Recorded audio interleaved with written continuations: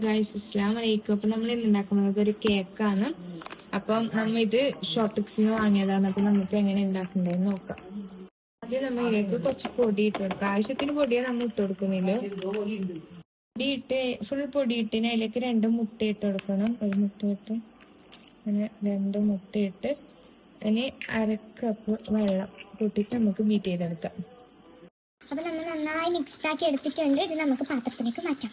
ഇതിലേക്ക് 2 ടീസ്പൂൺ എണ്ണ ഒഴിക്കാം.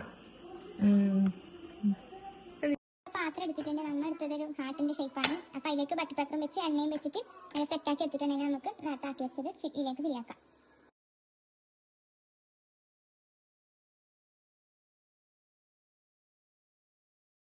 നമ്മൾ ഇത് ഫില്ലാക്കി വെച്ചിട്ടുണ്ട്. ഇത് നമുക്ക് എന്താണെന്ന് വെച്ചെങ്കിൽ ഇനി കുക്കറിൽ എടുത്ത് വെക്കാം. ഇത് ഓവൺ ഇല്ലാത്തതുകൊണ്ട് നമുക്ക് കുക്കറിലാണ് വെക്കുന്നത്. അപ്പച്ചമ്പിൽ ആദ്യം വെച്ച് ഇത് ഓവണാക്കേണ്ടതാണ്. പക്ഷെ ഓവൺ ഇല്ലാത്തതുകൊണ്ട് നമ്മൾ അപ്പച്ചമ്പിൽ വെച്ച് നമുക്ക് അയച്ചു കാണാം.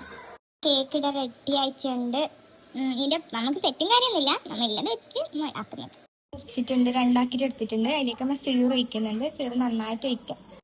വിപ്പിംഗ് ക്രീം മീത്തലേക്ക് ഫില്ലാക്കി കൊടുക്കാം നല്ല പാങ്ങിൽ. മുകളിലേക്ക് നമുക്ക് എന്താണെന്ന് വെച്ചാൽ മിൽക്കി മടി ഇതുപോലെ ആക്കി ഒഴിച്ചു കൊടുക്കാം.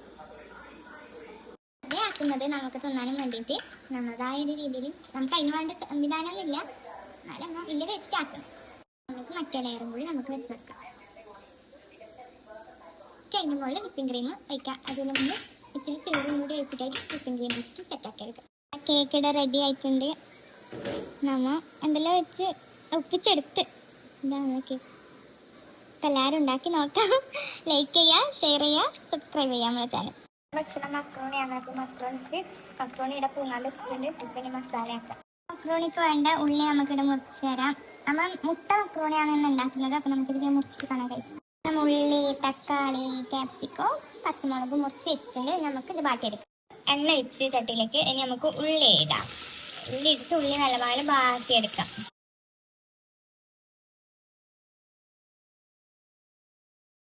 ഉള്ളി ഇട ബാടിച്ചിട്ടുണ്ട്. ഇനി നമുക്ക് എന്താണെന്ന് വെച്ചെങ്കിൽ തക്കാളി ഇട്ട് കൊടുക്കാം. എല്ലാം ഇട്ട് കൊടുക്കുന്നുണ്ട്. മൊത്തം ഇട്ട് കൊടുക്കാം.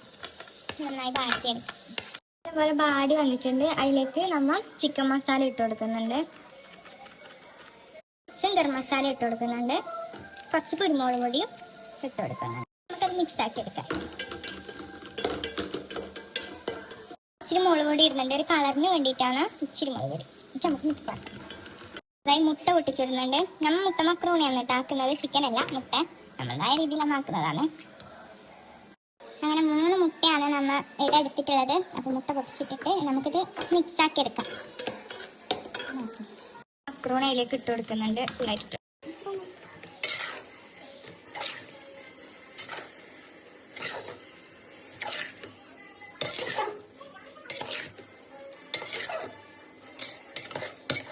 അടിപൊളി മുട്ട മക്രോണി ഇവിടെ റെഡി ആയിട്ടുണ്ട്.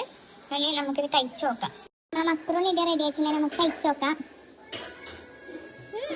നല്ല ടേസ്റ്റ്. എല്ലാവരും ഉണ്ടാക്കി നോക്കാം.